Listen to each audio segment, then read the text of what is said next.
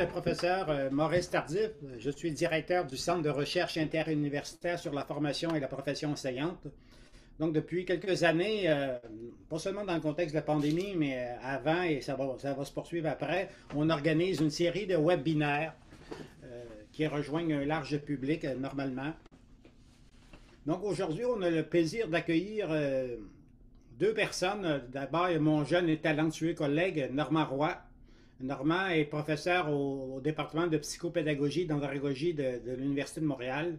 C'est un passionné de l'utilisation des nouvelles technologies en éducation. Ses intérêts de recherche portent sur des technologies émergentes, réalité virtuelle, pratiques créatives, etc. Et la place du numérique en société et en éducation, intelligence artificielle, ressources éducatives libres, etc. Il cherche constamment à comprendre, Normand, le potentiel pédagogique et les conditions nécessaires pour l'implantation des nouvelles technologies. Il s'intéresse bien sûr aussi à la formation à distance, et ce, autant au secteur jeune qu'en enseignement supérieur. Jean-François Durnen est bibliothécaire en sciences de l'éducation dans ma faculté, à la bibliothèque Thérèse-Gouin des Carrés, depuis 2004. Il a une expérience de l'enseignement au secondaire et a complété une maîtrise en sciences de l'information, option bibliothéconomie.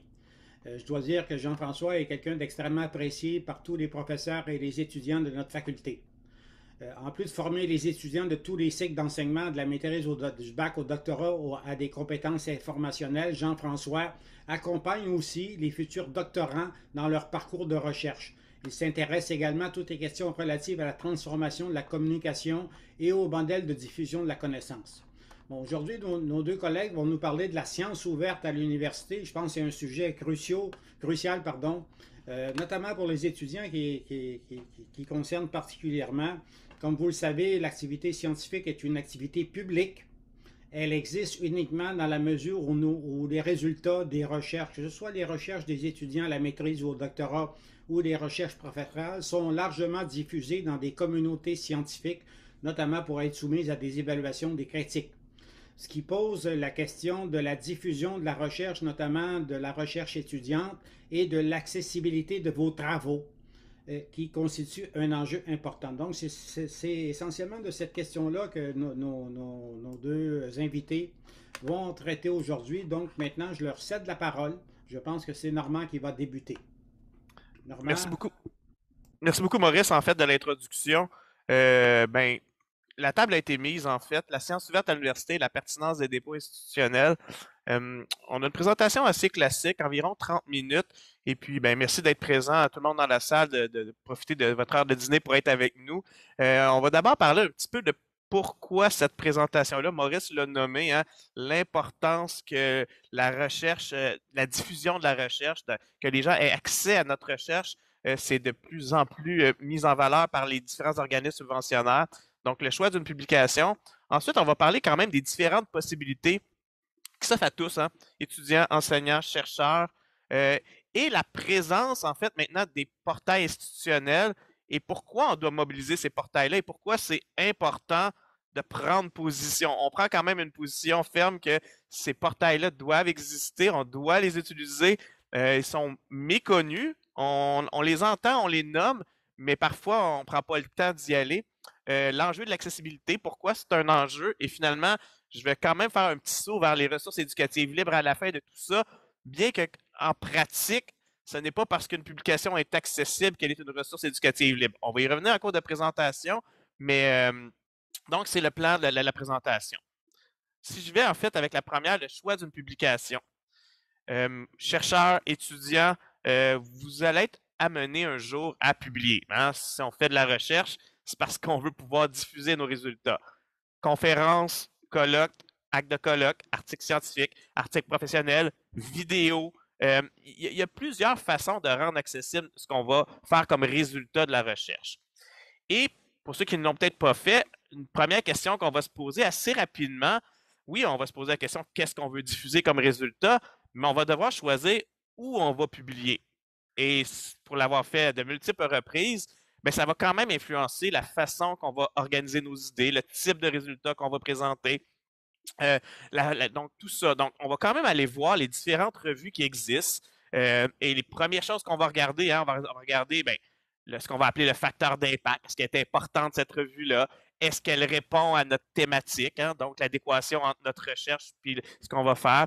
On va regarder le nombre de mots disponibles. Je ne sais pas pour vous, mais on regarde souvent ça. C'est un 5000 mots, 6000 mots. Est-ce qu'il y a des articles plus courts? Les délais de production, hein, les délais entre le moment où je vais soumettre mon article. Il y a des endroits que c'est plus de 2 ans d'attente. Il y en a que c'est très rapide si on continue. Mais dans le choix de votre publication, et pourquoi j'en parle aujourd'hui, on devrait aussi aller voir rapidement c'est quoi les conditions d'accessibilité de ma publication. Qu'est-ce que je vais avoir comme droit une fois que mon article va être accepté, en fait. Et pourquoi c'est important? Ben, ça va déterminer qui va avoir accès à votre article, hein. Est-ce que ça va être ceux qui ont payé pour aller voir votre article? Est-ce qu'il va être bien répertorié? Est-ce que vous avez le droit de le prendre et de le donner à vos étudiants? Comme professeur d'université, je vois dans la liste des participants, il y a des gens à l'université. Ben, que nos étudiants aient accès à nos propres articles, c'est quand même une chose importante. Que ce soit même un chapitre de livre, que ce soit, peu importe le type de publication que vous allez faire, on doit se poser la question, est-ce que je vais rejoindre mon public cible? Si ce n'est pas que vos étudiants, ce n'est pas nécessairement que les chercheurs des universités, des chercheurs de partout dans le monde. Donc, quand on fait le choix d'une publication, une des questions qu'on doit se poser parmi ceux que j'ai nommés avant, c'est quand même qui va avoir accès à ma publication? Et ça, c'est rarement mis en première page des sites. Il faut quand même creuser un peu, chercher un peu pour savoir, mais ça va être quoi mes droits en tant qu'auteur dans cette revue-là, une fois que mon article va avoir passé à travers tout le processus éditorial, c'est-à-dire la première révision par l'éditeur, les évaluations par les pairs, la révision, la mise en page, la correction, la révision linguistique, etc. À la fin de tout ça, il y a un article qui est produit. Et pour vrai, au départ, lorsqu'on choisit nos revues, on se pose pas la question, ben, le produit final, qui va y avoir accès? Et pourquoi j'en parle de ça aujourd'hui? Ben, c'est justement ça, c'est que si on veut que la science soit ouverte, accessible, ben, il faut se poser la question dès le départ, ben, la position que je vais prendre dans mes choix de publication, l'accessibilité de ma ressource, ben, va dépendre justement de où j'ai publié ou comment j'ai publié ou à quelle licence. Donc, dans la suite de la présentation, justement, on va regarder c'est quoi les choix disponibles. On va regarder un peu plus les revues scientifiques, mais les mêmes questions se posent, que ce soit une revue professionnelle, que ce soit une publication dans des actes de colloque. Et tout ça nous amène à se poser la question, mais qui devrait avoir accès et tout ça. Je vais passer la parole à Jean-François qui va vous présenter un peu le portrait justement de qu'est-ce qui est possible de publier et les différentes voies possibles pour qu'on se pose la question dès le départ, lorsqu'on fait le choix d'une publication, qu'est-ce que je veux au-delà du nombre de mots, le facteur d'impact puis le nom de la revue? Mais il n'y a pas que ça qui compte, mais aussi comment on va utiliser notre article à la fin. Jean-François, je te laisse la parole. Merci, Normand. Bonjour à tous. L'idée, c'est vraiment de positionner cet aspect-là dans le libre accès. Donc, le libre accès, c'est l'idée générale qu'au cours des dernières années, on a voulu rendre accessible à tous le contenu produit par les chercheurs universitaires, les étudiants au cycle supérieur, les professeurs en soi. Ce processus de diffusion de la recherche scientifique a changé au fil du temps, mais le canal principal, ça reste la revue scientifique. Beaucoup d'entre vous allaient publier dans des monographies, des chapitres de livres, d'autres types de documents auxquels Normand faisait référence. Moi, ce que je veux cibler aujourd'hui, c'est de voir comment la diffusion par le canal reconnu des revues scientifiques peut être disponible à tous et puis favoriser finalement le libre accès. Le libre accès, c'est un mouvement qui a pris de l'ampleur depuis 2002 à peu près, avec une initiative à Budapest. Puis maintenant, dans les dernières années, même en plus de donner accès aux articles des revues, on a élargi le concept, notamment aux données de recherche. On parle aussi tout un mouvement vers l'éducation ouverte. Normand va ouvrir vers les ressources éducatives libres à la toute fin. Mais le canal classique, c'est la publication de résultats de recherche dans une revue. Alors, pour ce faire, je vais vous montrer un peu les voies traditionnelles et les nouvelles voies qui s'offrent à vous. La voie classique, telle qu'on la connaît habituellement, c'est que présentement, pour la recherche, on est dans des institutions publiques, on travaille à l'université ici et la recherche est financée justement par des contribuables, par la voie d'organismes subventionnaires notamment. Donc, les chercheurs vont aller trouver le financement auprès de ces organismes publics-là pour leur projet de recherche. Il va s'échelonner sur plusieurs années habituellement. Et leur résultat, souvent, le canal qui va être choisi, c'est de publier ces résultats-là dans des revues académiques. Les revues académiques qui vont avoir un processus normal, là, souligné, un processus habituellement de révision par les pairs, donc assez serré avec comité de lecture.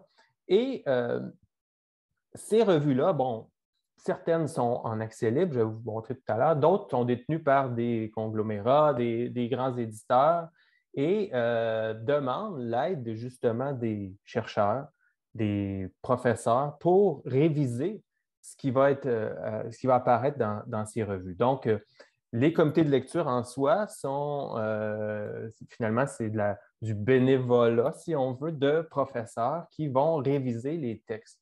Quand vous soumettez votre texte à une revue, il est revu par d'autres professeurs, puis en échange, les revues s'attendent à ce que vous-même, vous en fassiez l'évaluation quelques fois par année. Cela dit, ça, c'est offert gratuitement. Donc, vous n'êtes pas rémunéré pour ça, alors que le contenu qui va être produit, le produit final, l'article en soi, la voie classique, c'est que chaque institution doit s'abonner à cette revue-là pour avoir accès. Donc, le contenu est derrière une barrière, si on veut, une barrière financière. Alors que nous, on finance la recherche, on n'a pas accès aux résultats de la recherche. Les contribuables n'ont pas accès. Les institutions même dans lesquelles travaillent ces chercheurs-là n'ont pas toujours accès à toutes les revues. Et puis, c'est les bibliothèques qui repaient, donc une bibliothèque composante même de l'institution qui repaie finalement un autre abonnement par-dessus tout ça. C'est la voie classique. Nécessairement, les grands éditeurs se font quand même un montant assez faramineux. Jusqu'au début du siècle, les sociétés savantes menaient à bout de bras finalement les revues. Maintenant, on a confié ça à des éditeurs. Ça nous joue un peu des tours parce que c'est eux qui décident maintenant des prix de tout ça. Alors, pour diffuser la recherche, si on n'est pas une institution qui a beaucoup d'argent pour se payer plusieurs abonnements, on ne sait pas comment accéder aux articles. Alors, dans la foulée de ce mouvement-là, il y a eu des initiatives différentes qui sont apparues. Parmi les initiatives, notons qu'il y en a deux, je vous dirais, deux voies principales. La voie dite dorée, qui va vous donner accès à du libre accès, et on a une voie verte que je vais explorer par la suite. La voie dite dorée, c'est qu'on a carrément des revues qui sont en accès libre sur le web gratuitement. Donc, les frais de publication en soi sont payés soit par les auteurs eux-mêmes, ça je vais vous montrer un peu ce modèle-là, par des institutions, des organismes gouvernementaux. C'est le cas notamment de l'infrastructure avec laquelle vous êtes peut-être familière, qui est celle d'Érudit. Érudit, le consortium Érudit, ce sont des revues qui sont sous forme sont accessibles gratuitement en ligne, mais gratuitement parce que chaque institution se met ensemble pour partager les frais liés à tout ça. Il y a des sociétés savantes aussi qui vont chapeauter le tout. Il y a dans cette voie dorée-là, des fois, la revue entière qui est accessible. Donc, c'est le cas justement de ces revues qui sont hébergées sur Érudit, mais il y a aussi des formats hybrides. Et là, vous allez voir que c'est quand même ratoureux. Ce n'est pas une forme hybride, c'est que ce n'est pas vraiment une voie dorée dans la mesure où il y a certains articles d'une revue qui seront en accès libre selon la prime payée par l'auteur même dans la plupart des cas. Pourquoi? Parce que l'auteur lui-même va débourser des frais. On parle de APC, c'est Article Processing Charges ou Article Publishing Charges. Je vais vous montrer un exemple plus spécifique dans quelques minutes. C'est que l'éditeur dit, vous voulez rendre accessible votre recherche, vous devrez débourser vous-même les frais de diffusion gratuite. Et ça fait que nous, en bibliothèque, par exemple, si on a un abonnement à une revue comme dans ce modèle-là, on ne verra pas tant la différence.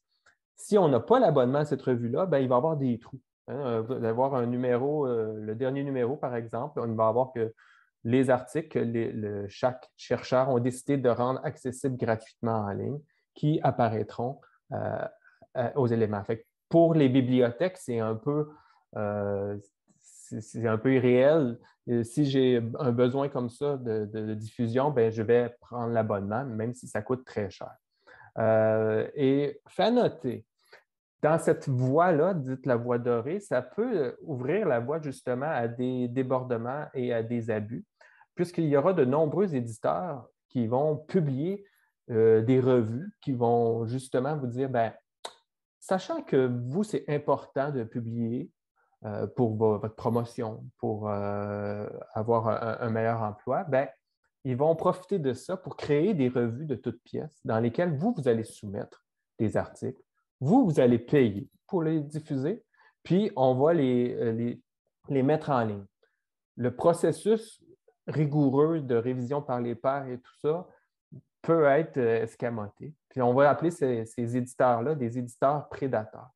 Sachant que depuis les 15 dernières années, là, le nombre de publications a explosé. Vous allez en ligne, puis des fois, c'est difficile de distinguer quelle est une bonne publication d'une autre. Fait qu'il y a un travail intellectuel à faire pour mettre de côté un petit peu ces revues-là.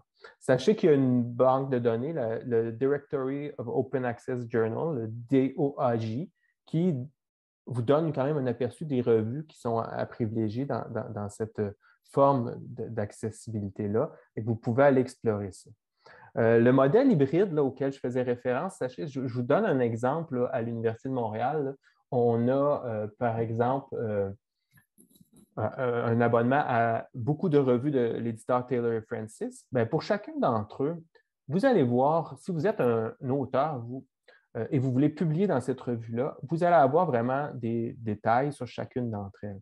Par exemple, la revue Learning, Research and Practice, vous avez toujours une petite mention. Hein, vous voyez le symbole du cadenas qui est le symbole du libre accès. Il dit, vous voulez publier en libre accès dans cette revue? Bien, si on va voir dans la base de données de Taylor Francis, on va vous mentionner que dans ce cas-ci, le coût de publication est de 3 000 US.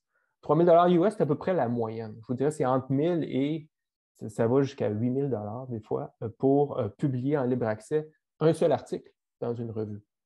Donc ça, c'est le genre de revue qui propose des hybrides. Alors, l'éditeur, en plus de faire des sous sur l'abonnement institutionnel, va faire de l'abonnement va prendre un peu les frais de recherche justement des chercheurs pour rendre accessible cette recherche-là. Alors, honnêtement, c'est un peu, on perd un peu de ce côté-là. Sachez que j'ai un petit tableau ici là, pour vous montrer dans les dernières années. Cette formule-là, quand même, pour certains d'entre vous, ça peut être intéressant. On se dit, ben, c'est ma seule manière de rendre accessible sur le site même de l'éditeur, mais ce n'est pas le seul chemin, fait que je vais vous le montrer tantôt. Il y a, évidemment, pour chaque éditeur, vous voyez des marges quand même assez importantes. Ici, j'ai un tableau de 2018 à 2020. Puis, par exemple, chez Elsevier, en 2018, on avait 24 articles qui ont été publiés en libre accès de nos chercheurs à l'université. Puis, il y a eu des frais de 36 000 US par les chercheurs. Ça, ces frais-là peuvent être épongés par l'institution. L'université offre des fois des rabais sur la publication, sur ces frais-là. On a tous les détails là, dans le site des bibliothèques. C'est pour contourner un peu le problème de la diffusion. Alors, la manière la plus simple d'accessible et de diffuser nos travaux de recherche, c'est d'utiliser ce qu'on appelle la voie verte. La voie verte, le principe est simple, c'est celui de l'auto-archivage. L'auto-archivage des documents que vous avez produits vous-même dans un dépôt qui est en libre accès. Il y a des dépôts institutionnels, c'est celui que je vais aborder avec vous, puis il y a des dépôts thématiques. Ça existe aussi en sciences, il y en a beaucoup de dépôts thématiques. En sciences sociales, il y en a aussi, cela dit, mais c'est la possibilité de déposer une copie de votre travail final. La version qui est révisée par les pairs, bref, celle qui va être soumise à l'éditeur pour la version finale du travail. Puis cette version-là peut être déposée en ligne. Puis ça, c'est quand même intéressant comme processus d'intégrer ça dans votre recherche. C'était un processus, c'était pas intuitif. Puis dans les dernières années, on s'est habitué à travailler, à lancer à soumettre des manuscrits un peu partout. Mais dès le départ, je vous incite maintenant à considérer dans quelle revue vous allez publier, puis à terme, ça va vous inciter peut-être à conserver différentes traces de votre processus de recherche. Si vous ne choisissez pas une revue qui est directement en libre accès, donc Gold, disponible tout de suite en ligne, bien, vous allez probablement vous tourner vers des revues qui appartiennent à des éditeurs, des grands éditeurs. Et puis, des fois, quand on signe son contrat d'édition, on ne sait pas trop quoi faire. Est-ce que je perds tous mes droits? Vous ne perdez pas tous les droits parce que vous êtes malgré tout l'auteur. Cela dit, vous perdez peut-être des fois les droits de diffusion. Vous n'avez pas les droits exclusifs de la diffusion. Et pour ce faire, bien, pour vous aider, l'ABRC, c'est l'Association des bibliothèques de recherche du Canada, vous propose un addenda qui est accompagné. C'est un petit document là, que vous pouvez utiliser, un bordereau que vous pouvez utiliser quand vous signez votre contrat avec votre éditeur, juste pour vous permettre ou vous assurer que vous pouvez garder une trace et déposer dans un dépôt institutionnel votre copie de l'article en question qui sera accepté par la revue. L'addenda n'est pas systématiquement nécessaire parce qu'il y a quand même une majorité d'éditeurs qui comprennent que les organismes subventionnaires, notamment, maintenant vont exiger qu'il y ait une diffusion plus large des résultats de recherche. Pour valider tout ça, il y a même des bases de données. Là, j'en ai identifié deux. Les deux plus importantes, c'est Sherpa Romeo pour du contenu anglo-saxon, puis on a Mirabel en français, qui valide les politiques des éditeurs. Les politiques sont relativement similaires, c'est-à-dire que beaucoup des organismes subventionnaires vont avoir des politiques qui vont s'arrimer un peu avec les éditeurs. On va dire, ben, quand vous avez publié dans une revue qui est derrière une barrière, donc qui demande un abonnement, il va y avoir un embargo. Et la plupart du temps, il y a un embargo d'à peu près 12 mois, une année, des fois 18 mois. Puis après ça, ben, vous pouvez déposer dans un dépôt institutionnel votre copie. Fait que, dans les faits, il y a quand même un frein, mais à terme, la recherche va être diffusée partout. Qu'est-ce que c'est les modèles ou les portails dans lesquels on doit déposer ces copies, justement? Bien, le premier endroit, je vous dirais, c'est vraiment les dépôts institutionnels. Chaque bibliothèque, habituellement, c'est les bibliothèques qui gèrent celle-ci, mais reste que c'est les facultés, les départements, souvent, qui décident de l'orientation intellectuelle, de ce qui va s'y retrouver. Les dépôts institutionnels, au départ, là, quand on a travaillé là-dessus, vous allez retrouver essentiellement les thèses et les mémoires des institutions auxquelles je fais référence. Elles portent toutes un petit nom. Là. Nous, à l'Université de Montréal, c'est Papyrus. À l'UQAM, il y a Archipel. À Corpus, à l'Université Laval.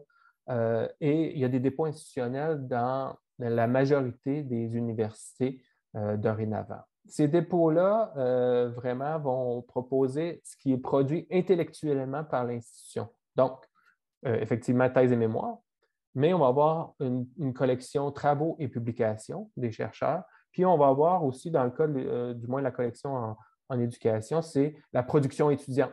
Donc, des étudiants, des cycles supérieurs, ils vont avoir un endroit pour déposer celle-ci. Il y a des dépôts thématiques aussi qui existent. Je pense en sciences sociales à Social Archive. On a aussi, par exemple, en éducation, on utilise la base de données ERIC.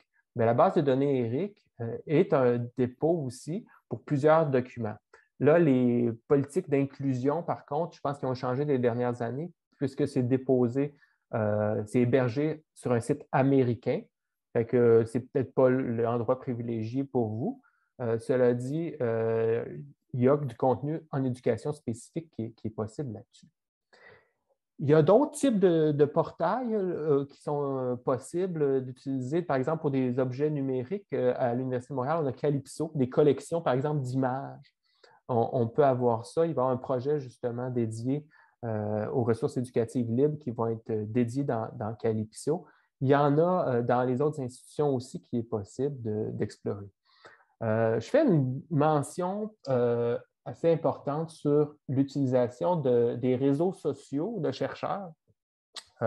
ResearchGate, Academia, Researcher ID, ce sont des réseaux sociaux. C'est vraiment à distinguer d'un dépôt.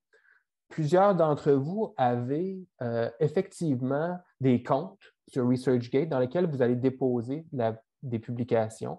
Sachez qu'on ne peut pas assurer la pérennité de ce que vous allez déposer là-dessus. On ne peut pas non plus valider si éventuellement ils ne décideront pas de fermer ce site-là puisque c'est commercial. Des fois, c'est ambigu. Il y a eu souvent des rapports de force entre les éditeurs et ces éléments-là parce qu'il y a plusieurs d'entre vous qui déposaient carrément le PDF par méconnaissance, des fois, on se dit, ben, on va diffuser, puis tant pis, je mets ça dans mon ResearchGate, mais des fois, c'est ambigu. Cela dit, il ne faut pas nécessairement jeter le bébé avec l'eau du bain. ResearchGate et Academia, ça reste des portes d'entrée intéressantes pour se faire des réseaux, pour dire, ben moi, j'ai publié sur tel domaine. Alors ça peut être intéressant de l'utiliser, par exemple, pour pointer vers les dépôts institutionnels du contenu que vous aurez produit. Alors, je ne vous dis pas de le mettre de côté, mais l'avantage d'utiliser un dépôt institutionnel va être différent, puis je vais mettre quelques avantages là-dessus sous peu. Dans les dépôts institutionnels, presque toutes les institutions vont vous proposer un petit guide de dépôt. Je comprends que ça peut faire peur. On se dit, ben là, moi, je travaille sur ma recherche, mais tout faire ce travail de métadonnées, d'ajouter des mots-clés, etc., c'est lourd. Je ne veux pas alourdir ma tâche. On sait, les professeurs, vous avez un travail colossal d'aller chercher de l'argent, de faire de la recherche. Bref, il y a beaucoup de boulot à faire. L'idée, c'est que quand vous allez faire votre processus de recherche, c'est pour ça que je le mentionnais préalablement, il faut garder une trace dès le départ de nos versions, ça sur quoi on va travailler. Bien, quand il va être accepté votre projet de recherche, vous pouvez avoir un contact avec les bibliothèques pour déposer carrément la version. C'est un petit formulaire très simple qui va vous permettre d'aller déposer dans la bonne collection. Les bibliothèques, le service des métadonnées, la direction des métadonnées et du traitement documentaire va aller vérifier les politiques des éditeurs dans Sherpa et Romeo. Il va vérifier s'il y a un embargo. S'il y a un embargo, ils vont pouvoir quand même déposer la copie dans le dépôt institutionnel. Donc, il va y avoir un repérage et il va être disponible selon le temps proposé, donc dans 12 mois ou autre. Donc, l'idée, c'est de vous de définir, ben, OK, quel est le titre de l'article que j'ai publié, dans quelle revue, est-ce que j'ai plusieurs collègues qui ont travaillé là-dessus. Quel va être l'avantage de déposer cette version-là? Parce qu'on se dit, ben, je l'ai déjà dans une revue. Ben, ce sera une autre chose. Tu as une question, Normand? Mais non, mais j'allais embarquer en fait dans les avantages, là, justement. OK, Là. vas-y. Je vais prendre la balle au bon là-dessus. Jean-François a nommé en disant justement, c'est du temps, on est d'accord, là, c'est de planifier en fait. Ça fait partie du processus de publication. Il a présenté un gros tableau pour envoyer ça sur Papyrus. Je remets mon chapeau de chercheur. Ça m'est arrivé de publier. Maurice a dit que j'étais un jeune chercheur. Je ne suis plus si jeune que ça, je pense. Les cheveux blancs me trahissent un peu. Donc, ça fait beaucoup d'années que je publie. Mes premiers articles sont encore sur Internet. Comment transférer ça sur Papyrus? Bien, en fait, c'est là notre rôle un peu de chercheur de se dire, bien, on veut quand même que ça soit accessible. On veut un peu briser ce modèle-là des maisons d'édition un peu en se disant, on veut rendre ça le plus accessible possible. Sachez que vos articles sont disponibles un peu partout. Hein. Donc, tu sais, il y a un avantage net à envoyer ça sur un dépôt institutionnel comme Papyrus, par exemple, ou ces choses-là, parce que AirLib, il y a également AirLib à la TELUC, il y en a plein de dépôts institutionnels comme ça. Dans le fond, ça va vous permettre d'avoir une adresse permanente à votre fichier. Donc, vous allez avoir vraiment un lien que vous pouvez partager à tout le monde, qu'il soit derrière ou devant un mur payant. Les gens, tout le monde va y avoir accès en utilisant un dépôt institutionnel. Vous avez un formulaire web que vous avez à remplir. Vous avez aussi l'indexation pour la citation plus facilement. Et ça fonctionne très, très bien avec les outils complémentaires. on a nommé ici Google Scholar, mais rien ne vous empêcherait aussi de prendre votre lien de votre dépôt institutionnel, par exemple, et de le déposer sur ResearchGate ou ces choses-là. Dans ce cas-là, là, vous respectez l'essence de ce que vous avez le droit de faire. C'est-à-dire que vous ne déposez pas votre fichier sur le réseau social, vous le déposez sur votre dépôt institutionnel et vous partagez le lien vers le réseau social. Et ça respecte. Dans le fond, lorsqu'on va voir les fine print, là, les petits mots dans le bas des contrats, les dépôts institutionnels, ils sont permis et au final, ça permet une plus grande accessibilité de toutes vos publications. Oui, ça demande un travail de remonter en arrière lorsqu'on a déjà publié un peu partout, d'aller voir chaque article pour savoir est-ce que j'ai le droit de prendre la version finale, la version preprint, avant impression qu'on appelle. Donc oui, il y a du détail à faire, mais Jean-François proposait de dire dorénavant, de le planifier dès le départ, où est-ce qu'on va publier, comment de garder les versions et de s'informer, bien, ça devrait être ancré dans nos pratiques. Non seulement c'est rendu une condition obligatoire au CRSH, au Fonds de recherche du Canada, c'est aussi maintenant une politique du FRQSC qui appelle l'accès aux données ouvertes. Et même, on voit aux États-Unis un mouvement vers l'accessibilité aux données, et non pas juste aux articles et aux publications, mais aussi une réflexion derrière comment les données de la recherche peuvent être accessibles. Le plus grand organisme en éducation, la AERA, l'American Educational Research Association, exige, en tout cas, suggère fortement que si on publie un article, ils ont aussi un dépôt de données qui doit être attaché à ça et on doit justifier si on ne le fait pas. Même que maintenant, dans les organismes subventionnaires canadiens, on nous demande aussi un plan de gestion des données qui doit comprendre comment les données ou pas seront accessibles à la suite de ça en termes de données ouvertes de la recherche. Donc, on voit que le mouvement vers la science ouverte est très fort et les plateformes comme Papyrus nous permettent, en tout cas, du moins, de faire le premier pas dans la bonne direction. Maurice, il me reste 2 minutes, puis après ça, on va pouvoir prendre les questions. L'enjeu de l'accessibilité, hein, ce qui est payant, en fait, je vais le mettre entre guillemets, là, mais comme chercheur, c'est quand même qu'on veut que les revues, nos articles soient vus. Hein. On va parler de qui va avoir accès à nos articles. Est-ce qu'on doit payer pour publier ou payer pour lire? Mais la question qui se pose aussi, c'est, et le grand public dans tout ça, il doit y avoir accès aussi. Là. En tant que chercheur, de payer pour publier ou de payer pour lire, mon université paye, c'est pas tant un enjeu. Mais le grand public n'a pas accès à nos articles facilement ou ils sont derrière des murs payants. Donc, ça pose cette question-là. Et lorsqu'on regarde l'impact factor ou l'indice H ou le I10, il y a plein d'impact factors. Dans la formule, oui, c'est le nombre de fois que la revue et votre article est vu. Ça comporte c'est dans la formule. Mais il y a aussi un élément de la formule qui comprend le nombre de fois que votre article est cité dans d'autres revues. Donc, au final, ce qu'on veut, c'est que notre article soit téléchargé, vu, mais surtout réutilisé dans d'autres recherches, dans d'autres cadres conceptuels, dans d'autres musées. Donc, ce n'est pas qu'une question de combien de fois il a été lu, mais de combien de fois il a été réinvesti. Ce qui nous amène, pour conclure, vraiment à les ressources éducatives libres, là, cette idée-là que ce que je produis en tant que chercheur, professeur, soit accessible aux autres, mais le premier pas à faire pour moi, c'est les publications scientifiques, c'est les dépôts institutionnels. Ça nous permet de donner accès à ce qu'on produit en termes de connaissances, en termes de... Ça peut être un PowerPoint qu'on a fait dans une conférence, ça peut être un acte de colloque et ça, idéalement tous les articles scientifiques. Mais le pas de plus là-dedans, vous l'avez sous les yeux. Là, on est dans le volet réutiliser, redistribuer. Mais tu sais, je poserais même la question d'aller plus loin, en fait, ouais, tu peux sauter à l'autre diapo d'après, en fait, celle ici. Tu sais, on pourrait même aller plus loin que ça. Le matériel pédagogique dans nos cours, pourquoi il n'est pas accessible à tout le monde ou à un plus grand public? Et oui, je sais, ça ouvre un débat plus difficile de dire le PowerPoint, la vidéo pédagogique que j'ai fait dans un cours.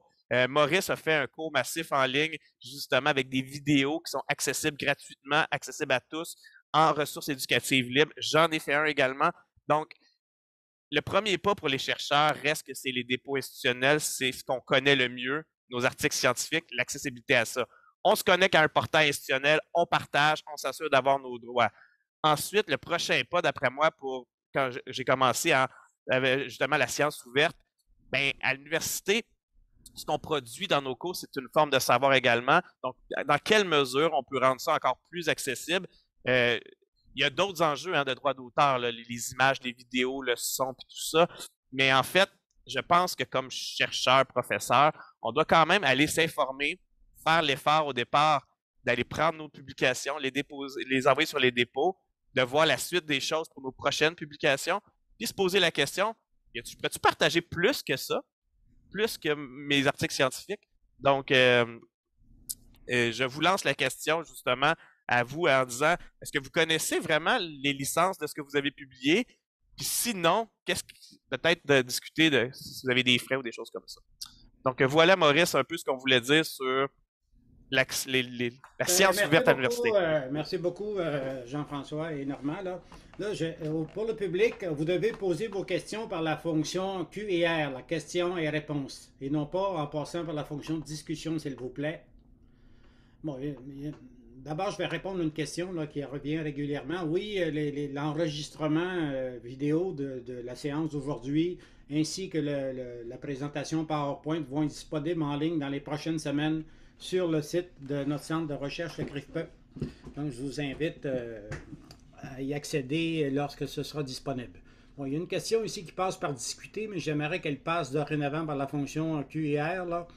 Pour le matériel didactique, ne doit-on pas voir aussi avec les établissements qui nous aident à produire ce matériel si on peut les rendre en ERL?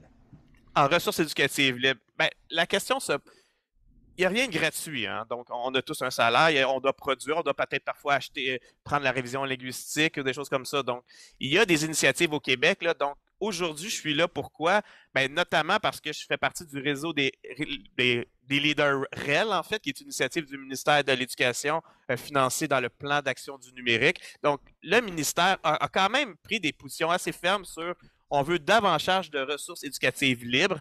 Il y a eu des appels, donc je peux le nommer, mais la Fabrique REL a fait un appel pour la production de manuels scolaires libres, des ressources. Donc, pour les ressources éducatives libres, il existe du support. Je voudrais que c'est en croissance, mais oui, de prendre position au niveau institutionnel ou au niveau ministériel, mais le ministère a pris position pour aider à produire des ressources éducatives libres, tout comme en passant, Jean-François l'a nommé brièvement, mais les institutions offrent aussi du support financier pour aider justement pour la publication en accès libre, des choses comme ça. On veut privilégier quand même la voie de la revue qui va nous donner un accès complètement libre dès le départ.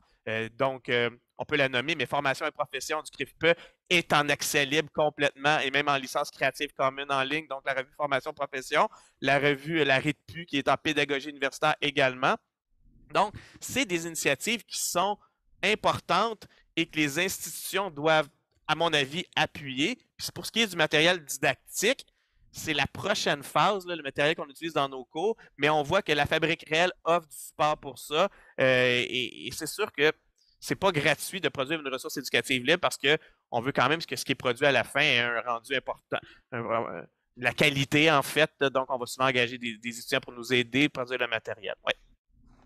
OK, il y a une question ici. Est-ce que les éditeurs prédateurs qui hébergent des revues savantes, est-ce qu'on devrait les ignorer dans nos activités de publication?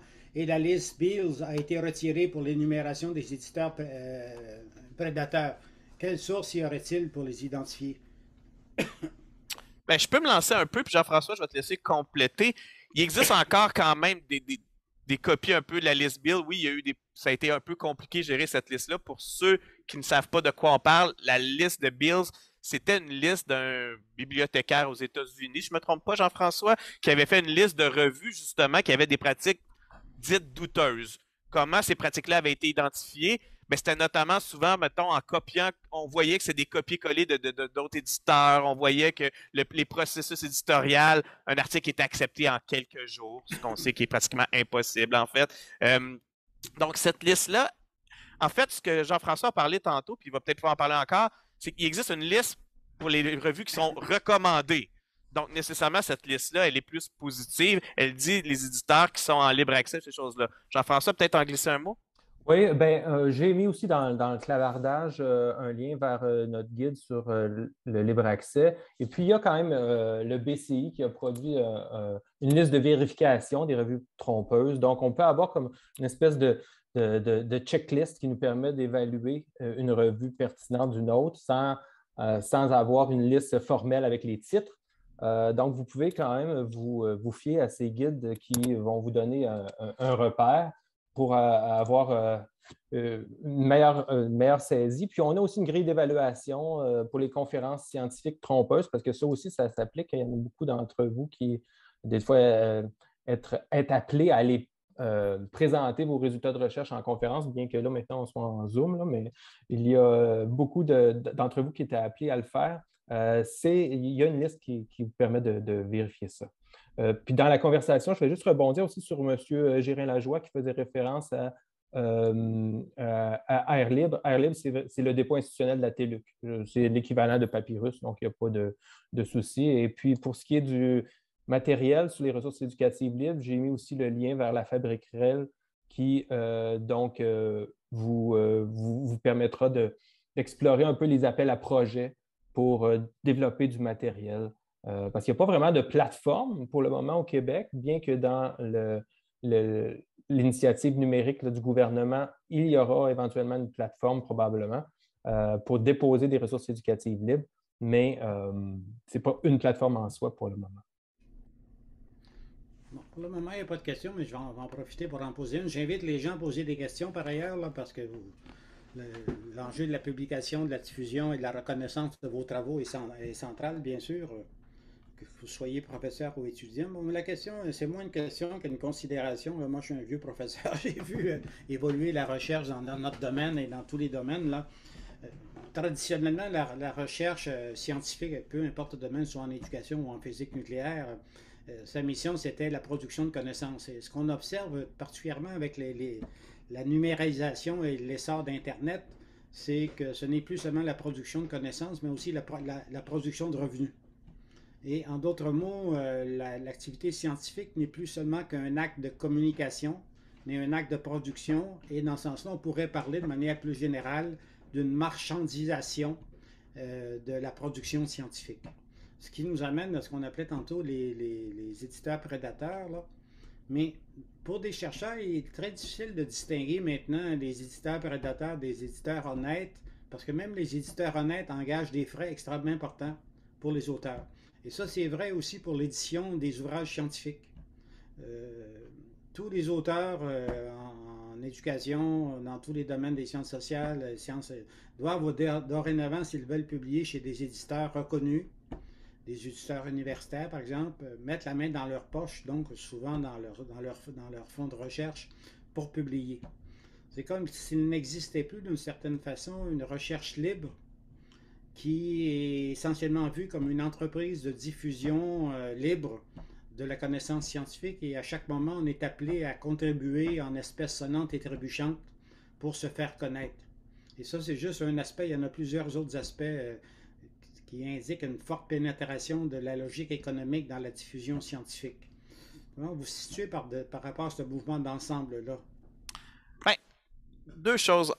En fait, ma première réaction, c'est justement que les éditeurs, là, les grands Elsevier de ce monde, pour ne pas les nommer, mais peu importe, c'est eux qui ont comme essayé de lancer le mouvement accès ouvert en disant « Hey, regardez, on va être gentil, on va vous donner accès plus ouvertement à votre propre publication, mais vous allez devoir payer. » Je pense que si le mouvement vient du bon côté, des chercheurs nous-mêmes qui décident de trouver des moyens pour rendre accessibles nos publications, j'ai l'impression que cette voie-là est plus prometteuse que d'être à la remorque des grandes maisons d'édition. C'est pas à eux de nous dire comment on peut publier de façon ouverte. Je peux le nommer, mais Formation et Profession n'a pas attendu à prendre les grands éditeurs pour se dire il faut que tout le monde ait accès à notre revue. Hein. Donc, on a trouvé d'autres moyens pour que ça soit possible, que la revue soit accessible. Ici, c'est le centre de recherche dans lequel on est membre qui travaille à ce que les articles des chercheurs soient accessibles librement sur le site et par érudits. Donc, il ne faut pas attendre après eux qui nous imposent un modèle de comment on devrait faire des ressources libres ou des accès libres, mais plutôt être nous-mêmes plus en avant-plan, les institutions, quand je dis nous-mêmes étant chercheurs ou les institutions, en disant comment nous on impose. En Suisse, je me trompe pas de pays, mais je suis pas mal sûr que c'est en Suisse. Par exemple, pour avoir des promotions dans l'institution, seulement les publications qui sont sur le portail institutionnel sont considérées dans le dossier de promotion. Donc, tu as le droit de publier ailleurs, mais tu dois t'assurer que ton institution peut donner accès à tes publications. C'est quand même un mouvement fort en disant attends, là, si nous-mêmes on n'a pas accès à tes publications, ça ne sera pas considéré dans notre promotion à l'interne. Donc, on voit que le CRSH impose maintenant assez fortement on peut avoir l'embargo d'1 an, mais on doit quand même démontrer qu'après 1 an, nos publications, à un tel point que quand vous allez sur Google Scholar maintenant, pour ceux qui ont un profil personnel, Google identifie les articles qu'on ne respecte pas les conditions de l'organisme subventionnaire. Donc, je suis allé récemment et je me suis aperçu que 3 de mes articles devraient être accessibles librement en fonction de ce que l'organisme subventionnaire m'exige, puis ils ne le sont pas, donc je vais aller les déposer sur mon dépôt institutionnel, par exemple. Mais pour répondre à ta question, Maurice, je suis d'accord que tant qu'on va laisser les éditeurs imposer leur modèle d'affaires en se disant « Hey, voici, on a un modèle d'affaires qui va rendre vos articles plus accessibles, plus ouverts, en nous payant, en fait », ce qui est un bon moyen de dépannage, en fait, temporairement, parce que ça nous permet d'avoir des articles qui sont davantage diffusés par les maisons d'édition, mais en contrepartie, on se retrouve, c'est quand même eux qui ont fait un modèle d'affaires. Eux, leur but, c'est de faire de l'argent avec ça en bout de ligne. Alors que si c'est nous qui amènent un modèle différent de publication, notamment par les centres de recherche, les équipes, ou par en poussant justement des modèles différents, on voit, il y en a différents modèles d'édition. On avait des livres numériques, en fait, à l'Université de Montréal, là, je ne me souviens pas du nom, mais des éditions qui avaient sorti une collection complète des manuels, des livres en libre accès, en fait, à l'Université de Montréal. Je pense que si le modèle vient de nous et non pas de l'autre côté, on a plus de chances de mieux répondre aux besoins d'accès ouvert que si c'est eux qui nous disent c'est quoi ça, des ressources libres ou de l'accès ouvert. Je pense pas que c'est eux qui ont la bonne définition de ce que c'est, puisque eux, ils répondent à des impératifs monétaires et non pas à des impératifs d'accessibilité. Là, ouais. Je pense que les politiques... Pardon.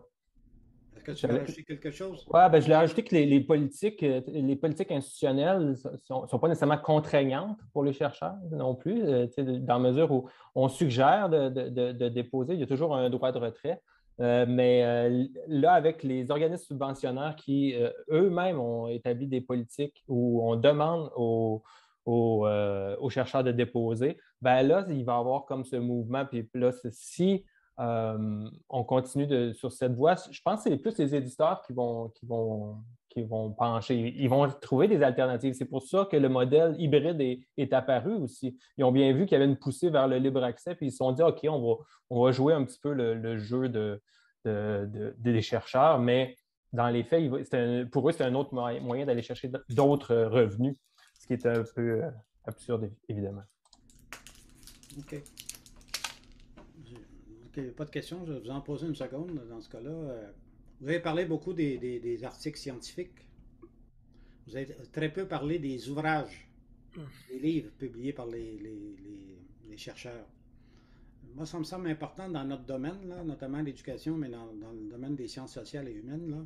À ma connaissance, si je regarde depuis 60 ans, là, il n'y a aucun article scientifique qui a eu un impact sur l'éducation. Mais il y a des livres qui ont eu des impacts majeurs sur l'éducation. Par exemple, si je prends le rapport Coleman aux États-Unis en 1964, où la reproduction de Bourdieu, ça a amené les autorités des pays à changer leur politique éducative. Là. Quelle place vous faites aux ouvrages scientifiques, soit collectifs, soit à titre individuel, dans votre raisonnement? Parce que là aussi, il y a des pratiques assez prédatrices. Hein? Cet enjeu-là est plus complexe. On le voit, là, on a quand même plusieurs presses au Québec, là, dans les universités, là, les PUC, les PUM, toutes les universités ont leur presse. En fait, c'est sûr que le volet manuel, le coût d'édition d'un livre a quand même un coût. Là. On ne se le cachera pas, là, qu'on le produise soi-même, qu'on le fasse avec une maison d'édition, ça a un coût de production. On voit qu'il existe quand même de plus en plus des modèles hybrides, c'est-à-dire que je vais donner l'exemple en fait de Terry Anderson, son livre en fait qu'il a publié sur la formation à distance. Il présentait en conférence, il n'a jamais fait autant d'argent avec un livre gratuit. C'est lui-même qui le disait en fait. Pourquoi? Son livre a été téléchargé au-dessus de 200 000 fois, son livre, mais il a été vendu quand même à 10 000 exemplaires dans sa version papier, carton, déplacé. Donc, on voit que le modèle d'affaires gratuit a été payant. C'est un peu bizarre à dire quand même, mais à cette échelle-là, il avait fait les preuves avec les chiffres en le démontrant en disant, mais vous voyez, pour chaque 100 téléchargements, j'en vends un. Mais si il est téléchargé 200 000 fois, c'est rentable. Donc, ce modèle-là hybride de dire, y a-t-il des accès qu'on peut dire, une version est accessible après un certain temps? Donc, Je pense qu'il y a des solutions intermédiaires qui peuvent être gagnantes pour tous. Est-ce qu'on peut séparer les chapitres, certains chapitres gratuits? Je comprends les impératifs d'une maison d'édition, là, que justement, on est habitué avec la version papier, mais je ne sais pas pour vous, là, mais souvent, j'ai vu dans des bureaux des caisses de livres qu'on a dû acheter parce qu'on a publié chez un éditeur, on doit acheter les 100 premiers exemplaires ou les 200 premiers, ce qui est le même principe là, que de donner l'argent directement. C'est juste qu'on paye les 100 premières versions de notre livre, des choses comme ça. Là. On a tous vu ça, je pense, d'une façon ou d'une autre. Alors, je vois quand même le marché bouger aujourd'hui.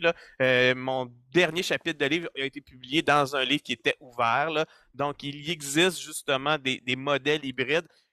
J'ose y croire. J'espère que les institutions, ça a un coût, ça, par exemple. Et ça, je suis d'accord, mais je pense que en tant que collectivité, donc société, on doit investir là-dedans pour qu'on puisse effectivement avoir des livres, des manuels scolaires ouverts, des collectifs, en fait, qui sont plus accessibles, dans des modèles plus établis, au lieu de s'en tenir toujours au modèle traditionnel, 10 auteurs, on publie un collectif, que finalement, je ne peux même pas réutiliser mon propre chapitre dans mon cours sans faire payer mes étudiants des droits de lecture de mon propre chapitre.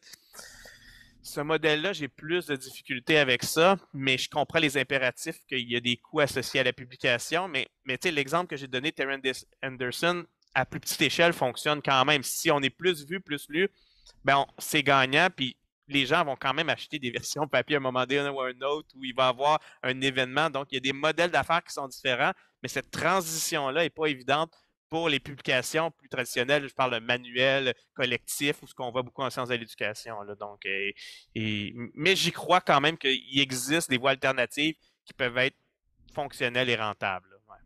Mais il y a ici là, Isabelle Laplante là, du réseau collégial qui souligne que des classiques des sciences sociales sont un exemple de dépôt de livres qui est rentable et en visibilité et en accès pour les publications d'éducation au Québec. Effectivement, c'est une bonne chose. Bon, il y a une question ici. Bonjour, vous avez mentionné les dépôts de données dans votre présentation, mais sans plus de détails. Pourriez-vous nous en dire un peu plus à ce sujet? Oui, ben nous, on a un espace qui a été créé qui s'appelle Dataverse sur Scholars Portal. Et puis, c'est l'équivalent de Papyrus. C'est un dépôt de données. Donc, les bibliothèques gèrent un espace pour tous les chercheurs. Souvent, maintenant, on va vous demander de lier vos résultats publiés dans une revue aux données de recherche. Puis ceux-ci seront déposés. On a un espace Dataverse. Normand a mis un lien d'ailleurs sur l'espace de l'Université de Montréal. Je vous mettrai un lien tout à l'heure sur le guide d'aide à la recherche. C'est vraiment un enjeu. Quand on inscrivait ça dans le titre de notre présentation, c'est vraiment la science ouverte, l'éducation ouverte. C'est aussi de rendre disponibles des données permettant d'être réutilisées.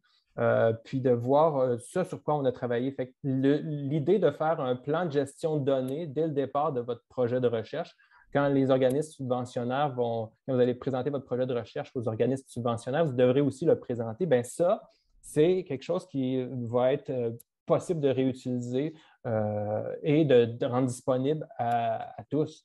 C'est sûr qu'il y a des données sensibles, il y a des enjeux de diffusion et autres, mais malgré tout, c'est possible de le faire. Je vais vous mettre un petit lien sur cet enjeu-là. Il y a des présentations. Nous, on fait des présentations dans le réseau aussi à chaque session. Donc, je vous mettrai dans les activités prochaines en bibliothèque. Il y a une question aussi qui soulève sur le matériel didactique. Normand disait tantôt, par exemple, que moi, je donne un cours en ligne depuis plusieurs années et les vidéos du cours en ligne, c'était pas l'intention de départ, mais circule abondamment sur le site Internet. Mais en même temps, ça soulève des questions aussi par rapport aux étudiants de l'Université de Montréal qui paient le cours et qui doivent justement verser des espèces sonnantes et trébuchantes pour avoir accès aux vidéos. Donc, c'est un peu particulier. Ces vidéos-là, s'ils se trouvent en ligne, c'est qu'ils ont été piratés, là.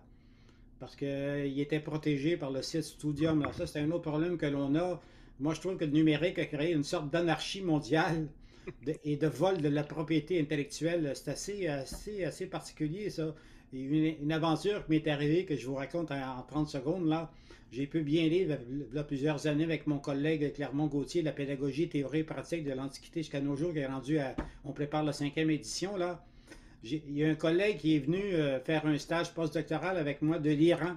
Il est venu, il a apporté le livre en version iranienne, c'est-à-dire en farsi, traduit en iranien avec l'imprimature du grand chef de la révolution iranienne, dont j'oublie le nom, là, qui autorisait la publication de ces livres en Iran. Donc, notre livre a été traduit sans jamais qu'on soit informé. L'éditeur n'a pas été informé. Il est largement diffusé dans le monde arabe. Et donc, c'est un vol de propriété total. Et ça, c'est de plus en plus fréquent, ces histoires-là. Là.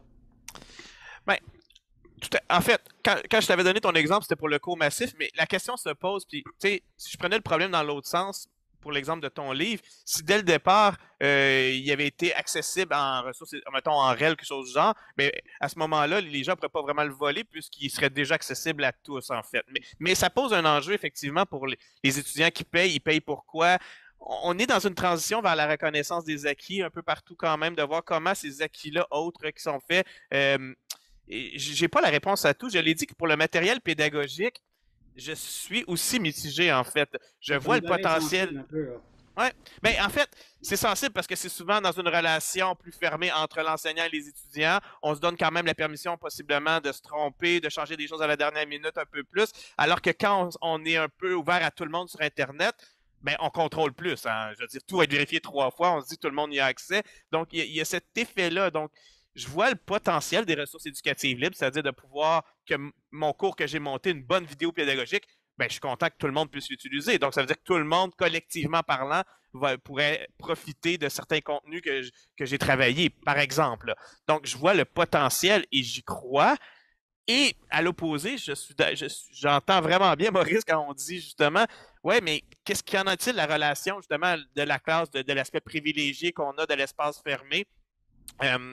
J'ai pas la réponse définitive, mais je crois vraiment qu'il y a une réflexion à avoir sur ce qu'on produit quand même sur le matériel pédagogique, mais je suis pas sûr que j'ai la réponse complète à ça. Donc, Jean-François, as-tu des éléments de réponse? Je sais que des fois, c'est de voir aussi comment l'outil de diffusion qui va être le plus vendeur pour nous. Il y a des plateformes, par exemple, je pense à Pressbook, qui mettent en forme un produit qui est vendeur, dans la mesure où là, le chercheur va avoir vraiment un travail d'édition qui va être fait sur son document. Et peut-être que ça va inciter aussi le chercheur à partager davantage son produit. Si on va sur les plateformes de eCampus Ontario ou de BC Campus, il y a des manuels libres qui vraiment ont une belle diffusion et c'est des produits intéressants à voir. Fait que là, ça reste, je reviens à tout à l'heure, le fait de la subvention ou pas subvention, mais plutôt comment on va faire pour vraiment donner des sous finalement aux éditeurs. Bien là, il faut peut-être aller voir vers les initiatives qu'on a dans les bibliothèques, des initiatives pour aider les chercheurs à publier en libre accès. La Fabrique réelle avec d'autres outils aussi qui vont accompagner les éditeurs. C'est peut-être de ce côté-là qu'on peut aller chercher. Puis Maurice, si tu me permets, je veux juste conclure là-dessus. Puis de toute façon, il est presque 1 heure, là, mais en passant, il y a un webinaire qui commence dans 1 minute aussi sur exactement ce sujet-là pour avoir le point de vue de plein de monde, en fait, sur les ressources éducatives libres. Là. Il commence c'est une vidéo. Là. Il va être disponible en enregistrement, là, mais il commence dans 1 minute. Je vais vous mettre le lien dans le clavardage. C'est organisé par le ministère de l'Éducation et le réseau des REL, justement, sur différents témoignages, dont moi en passant, sur les ressources éducatives libres et justement la présence, c'est quoi le potentiel de tout ça? Et là, on est vraiment plus dans le volet pédagogique, Maurice, vraiment dans ce qui a été nommé. Je vous mets le lien dans le clavardage, c'est gratuit, ça va être accessible. Vous pouvez aller le suivre, il est d'1 heure à 2 heures, mais c'est enregistré. Vous pouvez aller le réécouter quand vous voulez, là, mais tout ça pour dire que l'enjeu des ressources pédagogiques, que je n'ai pas la réponse, et il y a plein d'acteurs du milieu qui sont penchés sur cette question-là, puis on a présenté différents points de vue de gens qui le font, que 100% de leur cours est accessible gratuitement en tout temps, et on peut peut-être les entendre là-dessus. Je ne suis pas convaincu de la solution. Mais moi, ce que j'espère, c'est que le ministère, un jour, nous mette en accès libre les données dont il dispose à propos de l'École québécoise et du personnel scolaire. Je remercie beaucoup Jean-François et Normand de nous avoir présenté un rapide état des lieux, mais quand même dense, sur la science ouverte et les mécanismes de diffusion, notamment pour la recherche étudiante. qui sont souvent ignorées des étudiants eux-mêmes et bien souvent aussi des responsables, des professeurs qui les dirigent. Je vous remercie beaucoup, je remercie le public. Passez une bonne journée, faites attention à vous.